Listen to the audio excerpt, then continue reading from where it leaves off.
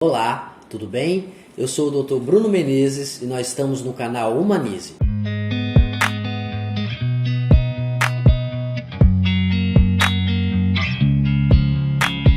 No dia 24 de maio foi escolhido o Dia Internacional da Esquizofrenia. Esse dia foi escolhido com o intuito de trazer visibilidade ao transtorno mental, esquizofrenia, e tentar diminuir os preconceitos que rodeiam essa doença. A esquizofrenia é um transtorno mental crônico que pode levar à incapacidade do paciente, a incapacidade total. É uma doença que está envolvida a psicose.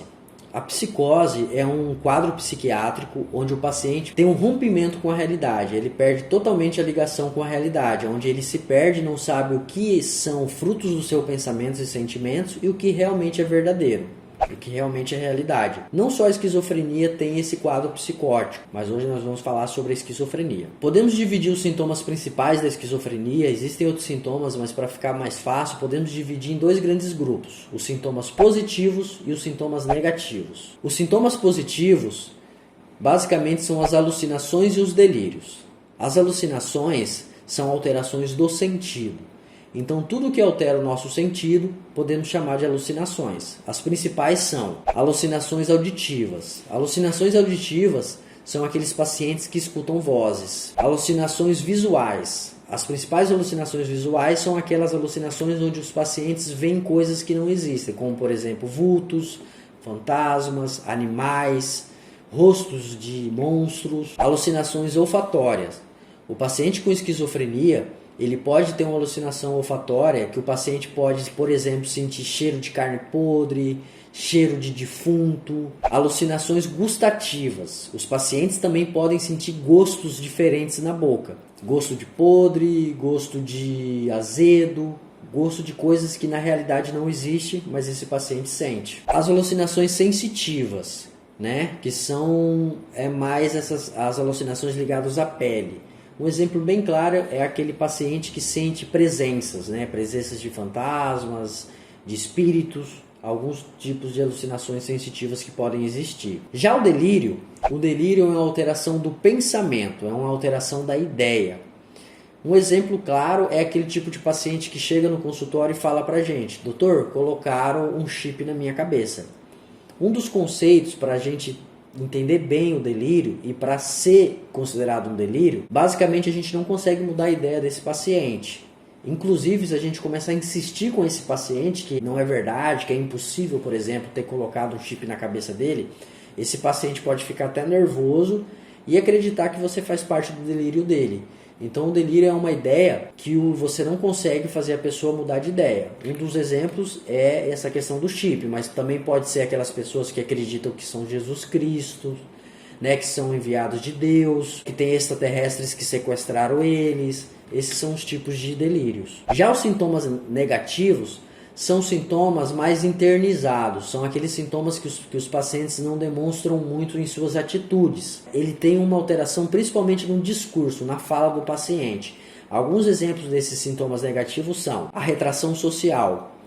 O paciente com esse tipo de transtorno, ele gosta, não é que ele gosta, mas ele tem muito isolamento social, ele não consegue se sociabilizar muito bem, ele prefere ficar isolado. O embotamento afetivo. O embotamento afetivo seria tipo uma retração afetiva. Esse paciente, ele parece que diminui a capacidade de demonstrar afeto, demonstrar alegria, felicidade, e também até o jeito dele sentir. Essas percepções ficam diminuídas. A abulia. A abulia seria uma perca de vontade, Esses pacientes praticamente perdem vontade de fazer tudo, Eles ficam muito apáticos. Nesse tipo de sintoma tem um estigma, que muitos desses pacientes sofrem, que algumas pessoas sem conhecimento acabam falando, que é preguiça, que é falta de força de vontade. E não, isso geralmente é abulia, que é um sintoma que o paciente sente, E ele perde mesmo a vontade de fazer tudo. Sintomas cognitivos. A cognição é a capacidade que a gente tem de raciocinar, de fazer contas, de falar. Isso também altera nos pacientes com esse tipo de transtorno. Principalmente a cognição abstrata. Esse paciente perde muita capacidade de imaginar as coisas. Esses pacientes podem ter sintomas depressivos, inclusive evoluir com transtornos depressivos também. Pode existir um paciente que tem esquizofrenia mais depressão. Esses pacientes também podem ter sintomas ansiosos, né? Eles podem ter vários tipos de sintomas ansiosos. Esse tipo de paciente, ele tem uma característica bem interessante, bem marcante, que é o pensamento desorganizado. Ele mostra muito isso na sua fala, na sua oratória. Aquele tipo de paciente que fala coisas sem nexo, né? Que começa a falar de uma coisa, de repente ele já pula para outra coisa. Uma coisa interessante para a gente dizer aqui, que esse tipo de transtorno geralmente começa na vida jovem, né? Na vida adulto jovem, entre os 15 e 30 anos. Geralmente é a idade que mais começa a evoluir e apresentar esse tipo de transtorno. O dia 24 de maio foi escolhido o Dia Internacional da Esquizofrenia, exatamente para trazer conhecimento sobre essa doença e principalmente diminuir o estigma e diminuir o preconceito. A esquizofrenia é uma doença muito antiga, ela está descrita há muitos anos, né? Digamos até séculos. Existem relatos sobre esse tipo de transtorno. E o paciente com transtorno esquizofrênico, geralmente ele tem aquele perfil, digamos, da loucura. Isso não é muito correto de se dizer, mas é aquele paciente típico que tem algum problema mental. Existem alguns estudos que mostram que muitos moradores de rua, pessoas que foram para a rua viver, têm esse tipo de transtorno.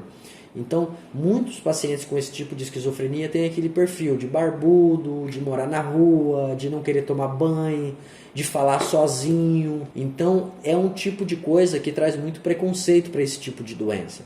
E esse dia ele foi escolhido exatamente para diminuir esse preconceito, para a gente tentar entender, ter uma empatia com esse tipo de coisa e entender que isso é doença, ninguém escolhe ficar doente. Mais para frente eu vou dizer que a esquizofrenia ela não tem cura, mas ela tem tratamento, né? E hoje em dia as medicações estão muito avançadas, as técnicas estão avançadas, e um paciente que começa o seu tratamento cedo, ele pode sim ter uma vida perto do normal. Algumas informações interessantes para a gente dizer. A esquizofrenia ataca 1% da população mundial. É muita gente, né? E alguns estudos mostram que essa proporção em alguns países podem ser maior. Como eu já disse, mas é bom repetir, é uma doença crônica, ou seja, ela geralmente não tem cura, ela acompanha o resto da vida da pessoa e ela pode trazer a incapacidade total desse paciente. Esse paciente pode chegar a um momento que ele não consegue mais trabalhar, né? Isso pode trazer muitos malefícios em várias áreas da vida desse paciente. Geralmente se manifesta na fase adolescente, como eu disse, geralmente entre os 15 e 30 anos. Existem alguns estudos que mostram que isso pode acontecer na infância, existem pacientes pediátricos com esquizofrenia, mas é muito mais raro. E também existem alguns relatos de pessoas idosas que evoluíram com esquizofrenia, mas do mesmo jeito é muito raro. A idade geralmente mais comum é na adolescência e no adulto jovem. Outra coisa interessante para dizer é que afeta mais homens que mulheres. Tem muita coisa na esquizofrenia que os estudos ainda não demonstraram o porquê. Uma das coisas é isso, por que afeta mais os homens do que as mulheres. Uma coisa interessante para a gente dizer é a relação entre esquizofrenia e uso de drogas. Existem muitos estudos, né, que tentam explicar essa relação. O que se tem hoje, que a gente pode dizer, que os estudos já provaram, é que a droga em si, ela não vai fazer evoluir a esquizofrenia em todo mundo.